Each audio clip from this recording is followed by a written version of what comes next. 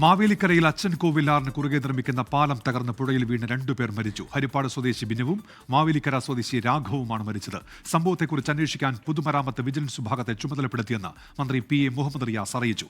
അശ്വിൻ പാലാഴി വിവരങ്ങളുമായി ഇപ്പോൾ ചേരുന്നുണ്ട്. അശ്വിൻ, എന്തൊക്കെയാണ് വിവരങ്ങൾ?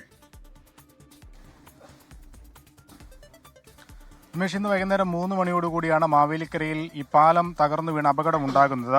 അച്ചൻകോവിലാറിന് കുറുകെ ചെന്നിത്തല പഞ്ചായത്തിനെയും ചെട്ടിക്കുളങ്ങര പഞ്ചായത്തിനെയും ബന്ധിപ്പിക്കുന്ന പാലമാണ് പൊതുമരാമത്ത് വകുപ്പിന് കീഴിൽ പണി പൂർത്തിയായിക്കൊണ്ടിരുന്നത്. നിർമ്മാണം അവസാന ഘട്ടത്തിലായിരുന്നു. ഇതിനിടെയാണ് ഇന്ന് ഈ ഗർഡർ തകർന്നു വീണ ഒരു അപകടമുണ്ടാകുന്നത്. ഗർഡറിൽ നിന്ന് ഒരു വലിയ ശബ്ദം കേട്ട 7 പേരടങ്ങുന്ന എഞ്ചിനീയർമാരടങ്ങുന്ന സംഘം ഈ പാലത്തിലേക്ക് കയറുകയായിരുന്നു. ഈ കയറിയ സമയത്താണ് ഗർഡർ പൂർണ്ണമായും ഇടിഞ്ഞ് ഈ അച്ചൻകോവിൽ ആറിലേക്ക് വീണത്.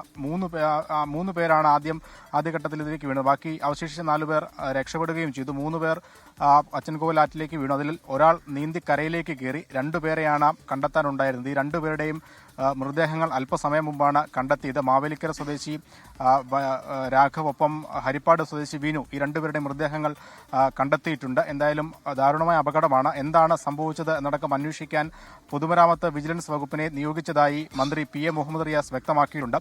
നിലവിൽ അടിയൊഴുക്ക് ശക്തമായിരുന്നു. അതിൽ അടിയൊഴുക്കിൽ ഒഴുകി വന്ന മരം ഇതിന്റെ തൂണിലിടിച്ചാണ് അപകടമുണ്ടായതെന്നുള്ള പ്രാഥമിക നിഗമനമാണ് നിലവിൽ മന്ത്രി സജി ചെറിയാൻ അടക്കം പറയുന്നത്. അതിനപ്പുറത്തേക്ക് നിർമ്മാണത്തിൽ ഏതെങ്കിലും തരത്തിലുള്ള അപാകതയാണോ എന്നടക്കമുള്ള കാര്യങ്ങളാണ് ഈ വിജിലൻസ് വിഭാഗത്തിന്റെ പരിശോധനയിൽ വരിക. ശരി, അശ്വിൻ പാലാഴിയാണ് ആലപ്പുഴയിൽ നിന്ന് വിവരങ്ങൾ നൽകിയത്.